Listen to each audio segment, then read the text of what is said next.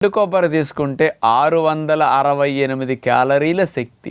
అంటే కోడి మాంసం, మేక మాంసాలు, చేపలతో పోలిస్తే అసలు 6 రెట్లు కోడి మాంసం, మేక మాంసం కంటే, చేపలతో పోలిస్తే 8 రెట్లు ఎండు కొబ్బరి బలం ఎక్కువ, 4 రెట్లు 5 రెట్లు పచ్చి కొబ్బరి బలం ఎక్కువ. అంచేత వంటల్లో వాడండి, చట్నీల్లో వాడండి, స్వీట్స్ తయారీలో కానీ అట్లా కూడా వాడండి. ఎందుకంటే ఇంత లాభం ఉందని మన ఋషులు ఏనాడో గ్రహించి ప్రతి శుభకార్యంలోనూ కొబ్బరికాయ ఎందుకు పెట్టారంటే దీని అందరూ తినదగ్గంత గొప్ప ఆహారము, దాని విలువ ఇంత అంత కాదని ఏనాడో గ్రహించి ఋషులు ఆచారాలు అట్లా పెట్టారండి. అంచేత ఏదొక రూపంలో కొబ్బరి అట్లా వాడటం మంచిది.